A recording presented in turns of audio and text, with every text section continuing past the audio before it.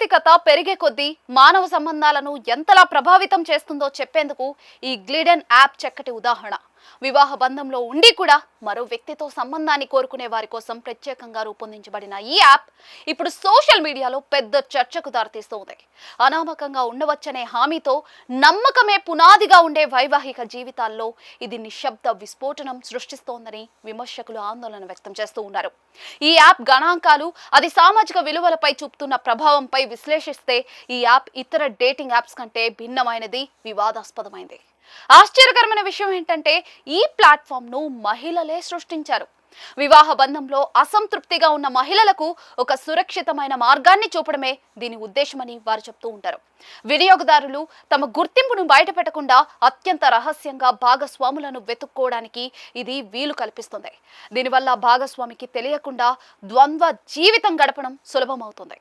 ఈ యాప్ వినియోగదారుల డేటా చూస్తూ ఉంటే మన దేశంలోని మెట్రో నగరాల్లో మారుతున్న జీవన శైలి స్పష్టంగా కనిపిస్తూ ఉంది. ఇందులో 65% మంది పురుషులు, 35% మంది మహిళలు ఉన్నారు. వీరిలో మెజారిటీ వివాహితులే కావడం గమనార్హం. 18% మందితో బెంగళూరు అగ్రస్థానంలో ఉండగా 17%తో హైదరాబాద్ రెండో స్థానంలో ఉంది. ఢిల్లీ 11%తో తర్వాతి స్థానంలో ఉంది. వినియోగదారులు సగటున రోజుకు 1.5 గంటలు ఈ యాప్లోనే గడుపుతూ ఉన్నారు. ఇది వారి వ్యక్తిగత సంబంధాలపై తీవ్ర ప్రభావం చూపుతుంది. ఇలాంటి యాప్లు కేవలం లాభం కోసమే అవిశ్వాసాన్ని ప్రోత్సహిస్తున్నాయని సామాజికవేత్తలు మండిపడుతూ ఉన్నారు.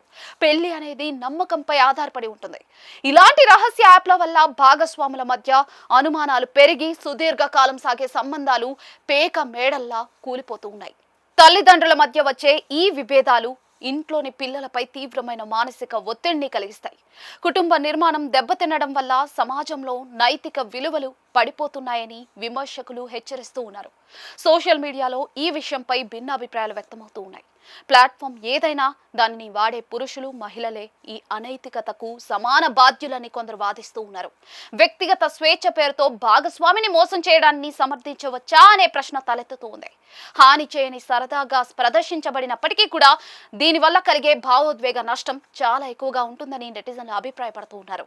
గ్లిడెన్ వంటి యాప్లు మారుతున్న సామాజిక విలువలకు అద్దం పడుతూ ఉన్నాయి. సాంకేతికత మనకు ఎన్నో అవకాశాలను ఇస్తుంది, కానీ దానిని నైతికతకు విరుద్ధంగా వాడడం అనేది వ్యక్తిగత విఘ్నతపై ఆధారపడి ఉంటుంది.